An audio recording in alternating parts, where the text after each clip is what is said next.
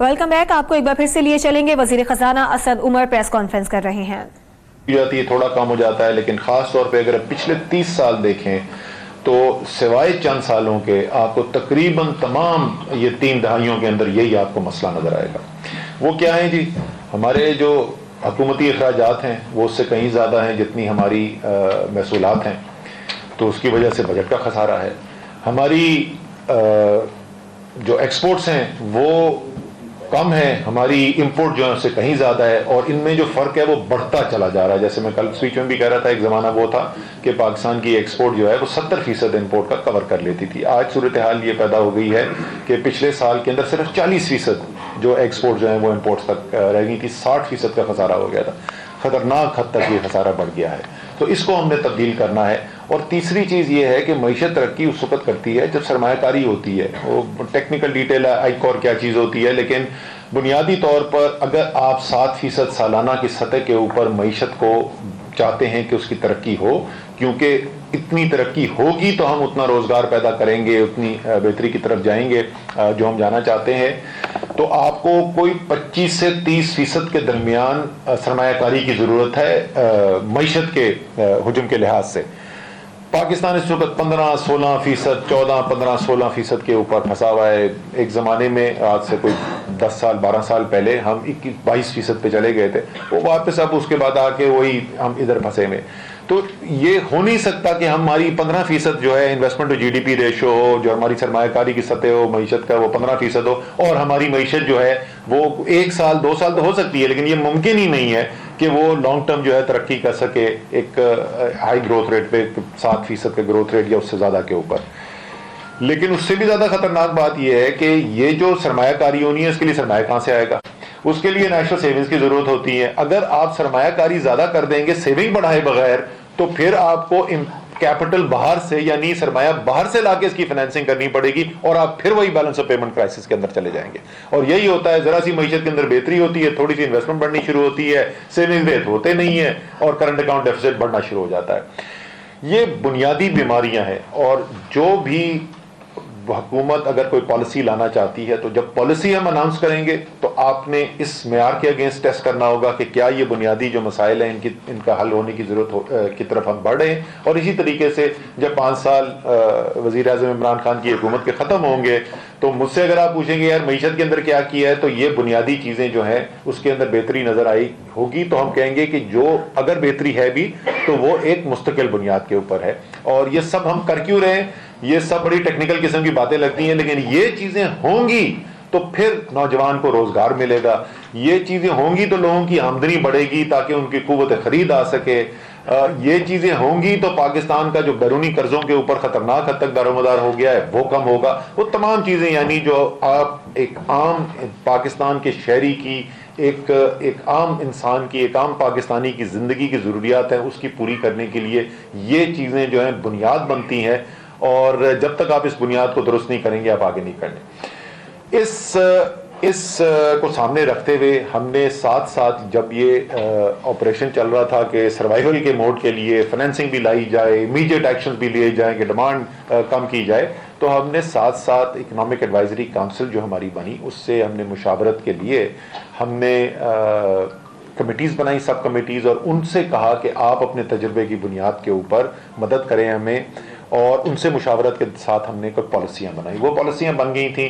اس policies کی implementation کا آغاز ہوا ہے کل جو ہم نے بل پیش کیا ہے، جو اکنامک ریفارمز کا پیکج پیش کیا ہے، یہ اس کا آغاز ہے.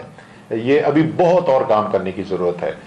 ہم نے اپنی صنعت کو کمپیٹیٹو کرنا ہے، ہم نے اپنی زراعت کو فعال بنانا ہے. بہت مشکل پیدا ہو گئی ہے پاکستان کے کسان کے لیے. ہماری جو صنعت ہے وہ مقابلہ نہیں کر پا رہی ہے. تو یہ بنیادی مقصد تھا. اسی لیے جتنے بھی آپ نے کل دیکھا ہوگا وہ تقریباً تمام جو میجرز ہیں ان کا مقصد جو ہے وہ یہی ہے کہ کس طریقے سے سرمایہ کاری کو فروغ دیا جا سکے، کس طریقے سے ہم اپنی صنعت کو اپنے پیروں کے اوپر کھڑا کریں اور اس کو مقابلے کے لیے تیار کریں، کس طریقے سے زراعت میں جو اس وقت قرضہ نہیں کم ملتا ہے اس کو بڑھایا جائے، پی او یو انڈیکس بڑھایا جائے، بینک کو انسینٹو دیا جائے کہ کم ان کی آمدنی پر ٹیکس لگے اگر وہ زراعت کو پیسہ دیتے ہیں اور اس سے آمدنی لے کر آتے ہیں. اور اسی طریقے سے جو سیس لگایا ہوا تھا اس سیس کو کم کر کے وہ آج کیبنٹ نے اس کی اپروول دے دی ہے کہ کس طریقے سے ہم یوریا کی قیمت کم کر سکیں. اور سو اس لیے زراعت کے لیے بھی, صنعت کے لیے بھی, تجارت کے لیے, تجارت کے اوپر جو اس وقت ایک میرے خیال میں ناجائز بندشیں لگی ہوئی تھیں اس کو بھی ہم نے ختم کرنے کی کوشش کی ہے. تو یہ ایک بنیادی جو روڈ میپ آپ سمجھ لیں یا ایک راستہ ہے جس کو ہم نے اپنایا ہے اور جس کی کل جو ہے ابتدا ہوئی ہے. اور انشاءاللہ تعالیٰ جیسے جیسے آگے سپیس بنتی جائے گی ہم اس کے اوپر مزید کام کریں گے. اور جیسے میں نے کہا ابھی اور بہت مزید کام کرنے کی ضرورت ہے. دنیا بہت ہم سے آگے نکل گئی ہے. ہمارے نوجوان جو ہیں وہ اپنا جب مستقبل دیکھتے ہیں تو اس وقت ان کو وہ مواقع نہیں مل رہے جو ان کے ہم عمر لوگ جو باقی دنیا کے اندر رہتے ہیں, اس خطے کے اندر جو رہتے ہیں, وہ ممالک جن سے پاکستان بہت بہتر ہوتا تھا وہ اب آگے نکلتے جا رہے ہیں. اس کو انشاءاللہ تعالیٰ ہمیشہ ہمیشہ کے لیے اس فرق کو ختم کرنا ہے. صرف ختم نہیں کرنا, ان سے جیت کر دکھانا ہے. اور اس میں مجھے کوئی شک ہی نہیں ہے کہ پاکستانی قوم کو اگر ایک انصاف کی بنیاد کے اوپر ایک برابری کی سطح ملے تو دنیا سے مقابلہ بھی کر سکتی ہے اور جیت بھی سکتی ہے. اور انشاءاللہ تعالیٰ ایسا ہی ہوگا. آپ کے کوئی سوال؟ میں ایک چیز پوچھ لوں, سر ایک چیز میں پوچھ لوں, سوال آپ بتائیں گے کس نے پوچھنا ہے؟ کل سے آپ سے کہہ رہی ہے کہ جو آپ نے وہ شادیال اور جو کان مافیا ہے ان کو زیادہ فوائد ہوئے ہیں, اور جو عام آدمی ہے جس کی توقع کی جا رہی ہے آپ کے اس پیکج میں ان کو کیسے ریلیف ملا؟ سر پہلی بات تو یہ کہ جو شادی گھر جو ہے وہ شادی گھر کی قیمت وہ اپنی جیب سے نہیں ادا کرتا. وہ جو ایک عام پاکستانی جو اپنے بچے کی شادی کے لیے, اور آپ کو پتہ ہے اسی قسم کے بڑے خرچے ہوتے ہیں, کوئی بیماری پڑ جائے خاندان کے اندر, بچے کی شادی کرنی ہو, حج پر جانا ہو, یہی بڑے بڑے خرچے ہوتے ہیں, گھر بنانا ہو, چھت لینی ہو, تو وہ جیب سے پاکستان کی عوام سے پیسہ آتا ہے. تو اس لیے ہم نے اس کے اوپر کم کیا ہے. باقی اس ساری چیز سے عوام کو کیا فائدہ ہوگا؟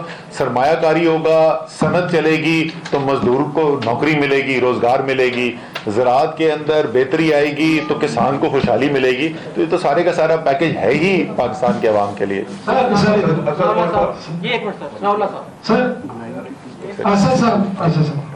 ایک تو یہ بتا دیں یہ جو سپلیمنٹری فائنانس بل ہے امینڈڈ, اس میں آپ کا ریونیو امپیکٹ کتنا ہے, پازیٹیو اور ریلیف کتنا ہے, تھوڑی سی بتا دیں جو آپ نے اس کو کیلکولیٹ کیا ہے.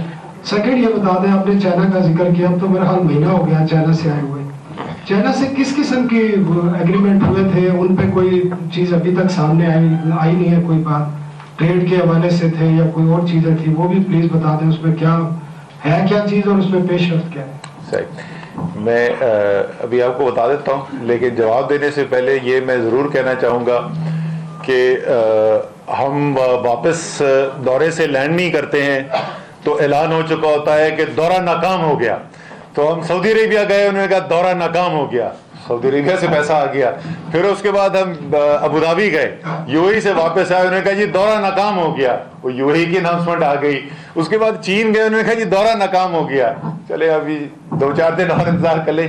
دیکھیں چین کے ساتھ 2 مختلف باتیں ہو رہی تھیں, جیسے آپ نے کہا. ایک جو ہے وہ فائنینسنگ کا ایگریمنٹ تھا جو ہمارا بریچ ہو چکا ہے, تمام اس کی اب صرف ڈسبرسمنٹ باقی ہے, وہ ہو جائے گی بتا دیں گے, فکر نہ چھپائیں گے نہیں, جس دن ہو جائے گی. اور یہ بالکل چند دنوں کی بات رہ گئی ہے, ٹھیک ہے نا, چند دنوں کی بات رہ گئی ہے.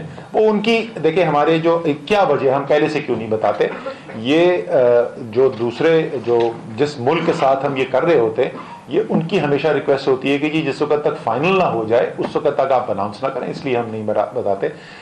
دوسرا اس کا جو پہلو تھا وہ تجارت کا پہلو تھا, اور میں رزاق داؤد صاحب سے ریکویسٹ کروں گا کہ اگر اس پہ وہ کچھ کامنٹ کر دیں. جو ہمارا چائنا کے ساتھ جو ہماری ایگریمنٹ ہوئی تھی وہاں بیجنگ میں, وہ ابھی مکمل ہو گئی ہے, اور ہم لوگ ڈیٹیلز میں جا رہے ہیں کہ کتنا ہمارا ایکسپورٹ شوگر میں ہوگا, کتنا ہمارے رائس میں ہوگا, اور ٹیکسٹائل میں کتنا ہوگا. تو انشاءاللہ میں سمجھتا ہوں کہ آئندہ 1 ہفتے میں ہمارے لوگ وہاں جائیں گے اور وہ ہمارا سارا وہ پروگرام چل پڑے گا. अच्छा, मैं उसका बता देता हूँ। दूसरा वो जो पहलू था, जो रेवेन्यू इम्पैक्ट है FBR की कैलकुलेशन जो है वो इस 5 माह के अंदर, इस साल रवा साल जो है उसमें मनफी 6.8 अरब रुपए की कैलकुलेशन है उनकी, कि उनका रेवेन्यू लॉस है। मेरे ख्याल में इसमें से थोड़ा सा आपको, क्योंकि गाड़ियों की सेल्स बारह बढ़ेंगी तो उससे कुछ कम हो जाएगा, तो थोड़ा सा नेगेटिव ही है। टैक्स जो है आज मैं क्या बोलूँ यार अपने दोस्तों को, एक बहुत बड़ा अखबार, मैं हमेशा नाम नहीं लेता आप लोग लेकिन समझ जाते हैं, एक बहुत बड़ा अखबार, उर्दू का अखबार, फ्रंट पेज पे खबर लगी हुई है 12 अरब रुपए के टैक्स लगा दिए। तो वो भी मैं ढूंढ रहा हूँ सुबह से, यार वो मैंने 12 अरब के कौन से टैक्स लगाए, मुझे पैसा तो दे दो। सिर्फ एक टैक्स में इजाफा किया गया, नया कोई टैक्स नहीं गया। मैं बिल्कुल भी मेहताब हैदर की तरफ इशारा नहीं कर रहा। तो सिर्फ 1800 सीसी बड़ी गाड़ियों के ऊपर टैक्स के अंदर ड्यूटी के ऊपर इजाफा किया गया, कोई नया टैक्स नहीं लगाया गया। लेकिन हमारी ये यकीन जरूर है कि हम जब मईशत के अंदर इससे सरमायाकारी बढ़ेगी, उससे सनत के अंदर बेहतरी आएगी, ज़राअत के अंदर बेहतरी आएगी, तो खुद ब खुद टैक्सों को भी बाद में इंशाल्लाह ताला आ जाएगी। जी असल साहब, मैं इधर रिजवान साहब, सैयद रिजवान साहब, आप वाहिद एक शख्सियत है जो इलेक्शन के फौरन बाद इमरान खान साहब ने जिनकी तरफ इशारा किया कि ये मेरे फाइनेंस मिनिस्टर होंगे, उसके अलावा किसी कैबिनेट को नहीं पता था कि रज़ाक दाऊद साहब ने एडवाइजर बनना है नहीं बनना है, या आपका पता था। आप समझते हैं कि ये आपकी तैयारी उस हिसाब से नहीं थी? अगर जबकि आपको बता दिया गया था कि आप फाइनेंस मिनिस्टर हैं, तो ये तो तैयारी उस दिन से बल्कि उससे पहले से शुरू हो जानी चाहिए थी। ये एक तो ये हो गया। दूसरा ये कि आपने यूथ के हवाले जिक्र किया, तो आप ये यूथ को क्या कुछ अभी देना चाह रहे हैं कि बताओ कितना आपको मजीद इंतजार करें, 6 महीने, 6, 5 साल, 2 साल, 3 साल, ताकि वो आपके उस पर जो है प्रोग्राम में आ सके? सर, पहले आपके सवाल का तो जवाब ये है कि आपकी खबर दुरुस्त नहीं है कि इलेक्शन के फौरन बाद मुझे इमरान खान ने बता दिया था। उन्होंने इलेक्शन से पहले ऐलान कर दिया था, उन्होंने इलेक्शन से पहले ऐलान कर दिया था। फिर भी क्या नहीं हुआ सर जी, मैं आपको पहले भी बता चुका हूं, ये कई दफा मैं दोबारा अर्ज कर देता हूं। मरीज जो है, जिस वक्त उसको हार्ट अटैक हो रहा हो ना और वो मरने वाला हो, तो उसको जिम्नेजियम में ले जाकर डंबल उठा के मसल नहीं बनाते, उसकी करते हैं आईसीयू में ले जाते हैं और सर्जरी करते हैं। मरीज हमें इन्होंने दिया सर्जरी के अंदर, तो पहला काम सर्जरी था। जो पहला फेज जब मुकम्मल हो गया, जब हमें संभाला आना शुरू हो गया, उसके बाद हम दूसरे फेज के ऊपर चले गए हैं। ये अगर आप देखें कि डायरेक्शन क्या होगी, आप हमारा इलेक्शन से पहले का मंशूर और इकोनॉमिक जो उसका हिस्सा था मंशूर का, वो ज़ाहिर मैंने ही ऑर्गेनाइज करवाया था, वो उसको उसके अंदर पढ़ लें। जो कल 23 जनवरी को हमने किया ये उससे मुख्तलिफ नहीं है, लेकिन सीक्वेंस जो है रिफॉर्म का वो बड़ा ज़रूरी होता है। और वो जैसे मैंने कहा कि अब वो फेज़ आ गया है कि हम अगले फेज़ की तरफ चलें। जी जी, यूथ के लिए जी देखें, यूथ में अच्छी बात ये है कि मेरे जैसे बाबे जो है ना, वो तो उनके आगे ज़िंदगी थोड़ी सी रह जाती है, तो वो तो कहते हैं यार मुझे कल मेरा ठीक करो, परसों की किसने देखी है। यूथ जो है वो अपनी ज़िंदगी आगे देख रहा है, वो देख रहा है कि ये हुकूमत जो है और इमरान खान जो है क्या ऐसी बुनियाद डाल रही है, क्या ऐसी एक मईशत क़याम करने के लिए जा रही है कि जिसके अंदर मेरी ज़िंदगी जो है अगली जो 10 साल, 15 साल, 20 साल, 30 साल जो है वो बेहतरी की तरफ जाएंगे या नहीं जाएंगे। तो यूथ जो है उसको बिल्कुल एतमाद है, और इंशाअल्लाह ताला जैसे मैंने कल भी अर्ज़ किया था, हम आपके साथ ये अदाद शुमार भी शेयर करेंगे। इसी पार्लियामेंट्री टर्म के अंदर आपको इंशाअल्लाह ताला नज़र आएगा कि ये जो बुनियादी मैंने जो आपसे इंडिकेटर्स जिनकी निशानदेही की है, बात की है, वो आपको उनको वो तब्दीली नज़र आएगी, उसके अंदर वो सूरत हाल नज़र आएगी जो जिसका हम ख्वाब ही देखते रहे, अभी आज तक हो नहीं सका। आगा ताहिर जी, बिजनेस से सर, आपने कितनी दफा अनाउंसमेंट किया कि हम IMF का जा रहे हैं, नहीं जा रहे?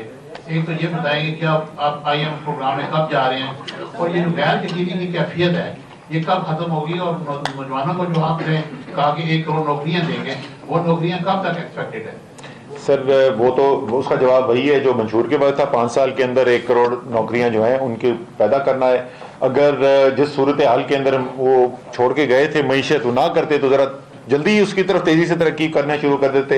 अब जैसे मैंने कहा कि थोड़ा सा काम इंतजार करने की जरूरत है। दूसरा पहले वाला पहलू आपने क्या कहा, देखें اب یہ مجھے بتائیں, یہ غیر یقینی سر, دیکھیں کچھ چیزیں ہوتی ہیں جو مارکیٹ کے اندر نظر آتی ہیں, ٹھیک ہے سر. پچھلے 3 ہفتے کے اندر کوئی 3500 پوائنٹ جو ہے وہ اسٹاک مارکیٹ کا انڈیکس بڑھ گیا ہے. آپ ایکسچینج مارکیٹ دیکھیں تو اس میں انٹر بینک مارکیٹ اور کرو ریٹ کے اندر کل کوئی 40 پیسے کا فرق ہے. تو یہ غیر یقینی جو ہے یہ ٹی وی ٹاک شو میں تو بے تحاشا ہے, اس میں کوئی شک نہیں ہے, اور ڈرائنگ روم کی گپ شپ میں بھی بہت ہے, لیکن یہ زمین پہ اس کی کیا نقصان جو ہے وہ نظر آ رہا ہے, وہ سچی بات ہے کہ مجھے ابھی تک کوئی خاص سمجھ میں اس کی نہیں آئی ہے. تیسرا جو ایک اور پیرایا کہ بینکنگ سسٹم کے اندر کیا ہو رہا ہے, آپ کے پاس 6 ماہ کے اعداد و شمار آ گئے ہیں. اب جو پرائیویٹ سیکٹر کا کریڈٹ انکریز ہوا ہے, اور ظاہر ہے کاروبار جب وہ کرتے ہیں تو جب ہی کریڈٹ لیتے ہیں وہ پچھلے 13 سال میں سب سے زیادہ تیزی سے اس کے اندر اضافہ ہوا ہے. تو اور کب تک جائیں گے جی, بالکل جیسے ہم نے کہا ہے اس دن جائیں گے جس وقت ایک پروگرام ایسا ہوگا جو ہمارے خیال کے اندر پاکستان کی معیشت کے لیے اور پاکستان کے عوام کے لیے ایک بہتر پروگرام ہے. ہماری ان کے ساتھ بات چیت جو ہے وہ ریگولر بنیاد کے اوپر ہوتی ہے. کل بھی میری دوبارہ ان کے ساتھ کانفرنس کال ہے, اور ہمارا اور ان کا جو فرق تھا وہ پہلے سے کم بھی ہوا ہے. اب اس میں کتنی دیر لگے گی اس کو بالکل مکمل طور پہ ختم کرنے کے لیے, وہ اس کو میں قیاس آرائی نہیں کرنا چاہوں گا, لیکن میں آپ کو صرف یہ بتا سکتا ہوں کہ اس کی وجہ سے کوئی پینک نہیں ہے, مارکیٹ سٹیبل ہیں, فائنینسنگ اویلیبل ہو چکی ہے. ایک آخری اعداد و شمار میں نے ڈومیسٹک تو بتا دیے. عالمی مارکیٹ کے اندر ایک چیز ہے جس کو کریڈٹ ڈیفالٹ سواپ ریٹس بولتے ہیں. وہ بیسکلی کتنا ایک ملک جو ہے رسک ہے اس کا, اور اس کے ڈیٹ کا کتنا, قرضے کا کتنا رسک ہے, اس کو میجر کرتا ہے. مارکیٹ کے اندر ٹریڈ ہوتا ہے.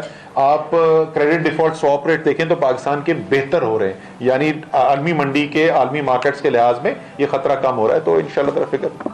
Thank you, Minister. My name is Salman Hashmi from Forensic Eye. I've got a question to ask, please, that you're doing a very well planning in regards to finance. The problem lies here, the rich is getting richer as Dawood family is there, and they're making a bucks from the dollar. Dollar is going down, down, down. You're not going to IMF, and you're going to another block, getting the money on 8% and 9%. The money is not free. Whereas IFC, World Bank, IMF giving you finance on 0%. You're not taking on that. So could you please explain to the society, the young people, they're leaving Pakistan now, on ground reality is this, that Pakistan industry is on the collapse. And with the China, we cannot compete straight away. The Dawood family and all these industries has to be closed down one day or another day. It is happening in New York, it is happening in England, all the high streets are low. So now we have to be clear now, you have to explain that the tax philosophy, the tax man is already lost the game. So where are we going to run the house now? The Pakistan is in a very bad situation, but we believe on PTI and hope you're going to do something well. Thank you. So before I answer that question, نہیں ان کے پاس mic رہنے دیں, mic انہیں کے پاس رہنے. Before I answer that question, can you please enlighten me and the rest of Pakistan who is hearing you? What is the source of your information that we are borrowing money at 9% and that IFC is giving us loans at 0% and we are not taking us? Just if you can tell me the source. Because I'm a forensic accountant and I traveled around the world, I met IMF guys, I met IFC Bank, and they have told me indirectly that the Pakistan is not coming to America. And I think there are... اب مجھے سوال سمجھ میں آ گیا, اب سمجھ میں آ گیا سوال. Got it sir, اب میں سوال سمجھ میں آ گیا. یہ سوال ہے کہ گھٹنے کیوں نہیں ٹیک رہے. نہیں ٹیکیں گے, اور نہ ٹیکنے کی کوئی ضرورت ہے. ٹھیک ہے جی. جس نے بھی آپ کو کہا ہے کہ آئی ایف سی 0% کے اوپر قرضے دیتا ہے, اس سے بڑا گدھا کوئی نہیں ہے. ٹھیک ہے جی. میں آئی ایف سی کے ساتھ جناب 25 سال سے زیادہ کام کرتا رہا ہوں. میری کمپنی کے بورڈ کے اوپر آئی ایف سی کا ممبر ہوتا تھا. یہ آپ کو کس نے کہہ دیا؟ کہ بہت ہی بڑا احمق ہے جس نے آپ کو یہ بتایا کہ آئی ایف سی مفت میں